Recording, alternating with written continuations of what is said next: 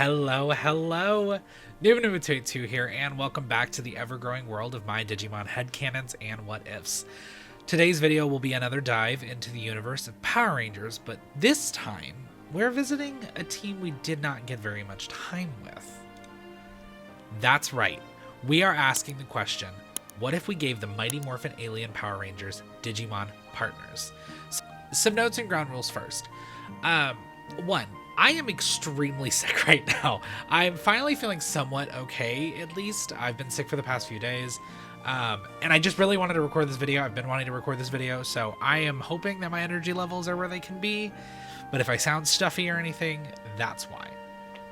But that aside, these are slightly smaller lines, as we've only got 10 episodes with this team. If you guys really want me to finish them at a later date, maybe I'll make like a shorts video or something visiting this team again.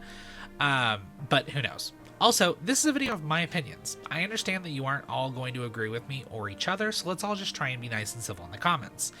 This is also not a video about the actors playing these characters, though this note doesn't truly apply to this video as much, but any real life problems or tragedies are not going to be discussed in this video. This is meant to be a pure fluff piece on Digimon and Power Rangers, nothing more. I'm also continuing to create special moves for each of these recolors so that they feel unique and individual from their counterparts. Lastly, this is not a crest video. I'll be doing adventure era lines without designing and assigning crests, as there are plenty of other things I have to contend with here, but more so for this video, we only got 10 episodes of them. I don't know diddly squat about them personality wise. And also, this wasn't even a season I don't even really remember. I could have sat down and watched 10 episodes of this season. I didn't. So anyways, let's recap what happened at the end of my Mighty Morphin Power Rangers timeline. Now, our Mighty Morphin heroes are transformed from the capable fighters that they are to, well, kids.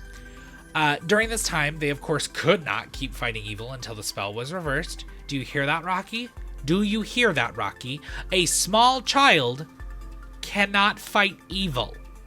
Sorry, that's just, if you've seen my Turbo video, you know my issues with that storyline. Anyways, but they could not, of course, keep fighting evil in this form until the spell was reversed. This leaves the crime fighting to the Mighty Morphin Alien Rangers. Let's meet our leader. Delphine is the courageous Aquitar picked to lead our team of Alien Rangers. I chose to use the reboot Digivices for this team, as it's both sleek yet bulbous, which in my opinion lends well to the aquatic themes. I don't know if bulbous is the word I'm looking for, but bubbly, I don't know. Now, with this Digimorpher from Aquitar, Delphine becomes the White Aquitar Ranger. I'm calling them Aquitar Rangers. I think that is what they're supposed to be referred to as, but calling them Alien Rangers feel weird as they're only aliens to us. So, like, to them, they're just Aquitar Rangers. Anyways, that's right. Girl power reigns supreme with our very first female team leader. But now on to the main event. Delphine will be partnered with Tentacmon. This recolor of Jellymon is named after the tentacles that she obviously possesses. Her special attack, Paralysis Pull, sees her wrapping an enemy in her stinging tentacles. Tentacmon will digivolve to Calamaramon. This was kind of where I started for Delphine, as I felt it made a good White Ranger partner. We keep this idea moving along too, as Calamaramon digivolves to Splashmon. This mon needs no recolor either, and honestly, I am begging for us to see them more. Like, they have just such a cool design, and I really like them. They're just so cool. So, Delphine is partnered with a Tentacmon who digivolves to Calamaramon and then Splashmon. Again, we will not be handling Mega Evos for this short-lived team. For the most part. Aurico is next up to bat. With his red Aquitar Digimorpher in hand, he becomes the Red Aquitar Ranger. Delphine, second in command, is partnered with an Otamamon, the red variant, of course. In a decision that was truly easy to make, Otamamon will digivolve first to Arielmon. This recolor of Rainamon was obviously named to reference the Little Mermaid. Her special attack is called Crimson Storm, and it lets her rain boiling water down on her foes. Arielmon's last evolution for now is to Atlantismon. This time I obviously recolored Mermaidmon to create a more red-themed ultimate level partner for our ranger. Watch out for her Anchor Anarchy, where she impressively wields the massive anchor she owns as a sword of sorts. Aurico's partner is an Otamamon who becomes Arielmon and then Atlantismon. Are you noticing a theme yet? Our man Cestro was a fun line for me to make. I can't even pinpoint why. Maybe it's because I feel the blue Aquitar Ranger is the most fitting color for our aquatic themed team. Not too sure. But his partner, Finmon, shines as his dependable Digimon. This recolor of Patamon was my take on an aquatic variant for one of the OGs. His special attack, Ship Sinker, sees a cannonball being fired from his mouth, like Boom Bubble, but way more intense. Finmon will Digivolve to Raymon. Finmon's wings grow to a much larger size as this recolor of Manta Raymon takes its spot on the stage. Raymon is able to spin its body like a saw blade to slash any enemies in an attack he calls Sinking Spin. Raymon will Digivolve once more, though, to Sting Raymon. I decided to recolor Manta Raymon X Antibody this time, as I just love so many of the X Antibody variants, but feel they don't get the love they deserve. Sting Raymon has a special attack called Shock Torpedo, where it launches its own tail as a sort of electrified harpoon. So, Cestro goes on this journey with a Finmon who digivolves to Raymon and then Sting Raymon. I hate that Delphine isn't front and center in this picture. I'm assuming the White Ranger wasn't the leader in the original Super Sentai show. But anyways, our penultimate ranger is none other than Tideus. I believe this ends up being our very first male Yellow Ranger. How fun. Tideus works alongside the sturdy Scissormon. This recolor of Crabmon is equipped with a powerful set of pincers that he uses to snip and slash his enemies in a move called Crab Clip. Scissormon's first Digivolution will be to Clawmon. Our recolor of a Beedramon continues this crustacean theme for our Yellow Ranger's partner. Using the two sets of pincers at its disposal, Clawmon slashes his opponent to bits with a special move called Twin Claw.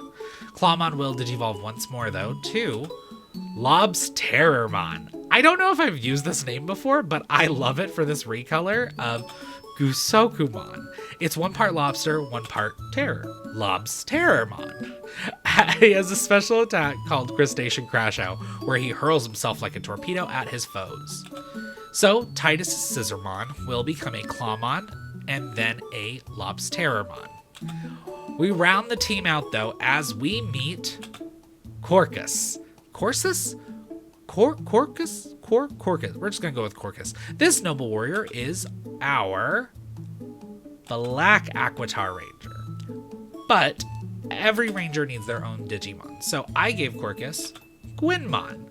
This recolor of Penmon brings a more natural color palette to our trusty Penguin. His special move, South Pole Slap, sees him spinning like a top, slapping away anyone who approaches. I'm gonna say this right now, did not realize how dirty that sounds. South Pole Slap, it's fine. Gwynmon will eventually digivolve, though, to become Orcamon. No recolor needed as his wing-like fins become thicker.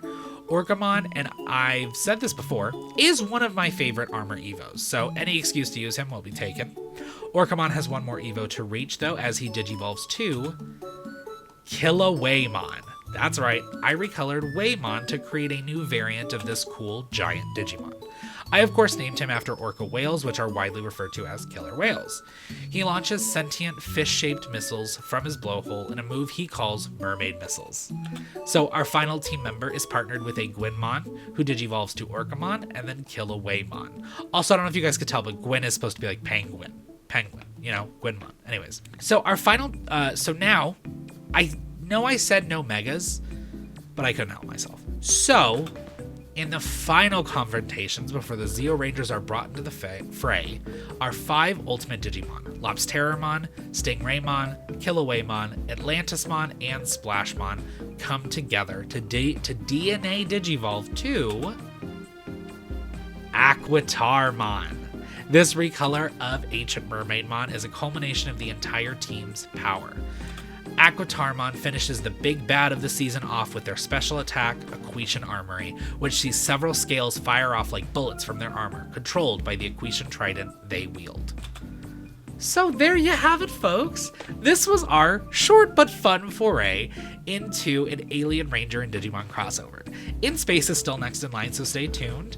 But I'm also working on another non-Power Ranger crossover I'm excited for, so also keep an eye on the community tab for updates on that. As always, if you like my content or this video in particular, please subscribe, like, and or comment. Also feel free to check out my TikTok, Instagram, Blue Sky, and Twitter linked below. Beneath that, you'll find a link invite to our Discord channel, so feel free, I can't talk. Feel free to hop on in and join the 282. Thanks again for watching though, everybody, and I'll see y'all in the next video. Bye! The way it was so hard not to cough or sneeze or die in that video, I need to take a lot of medication right now.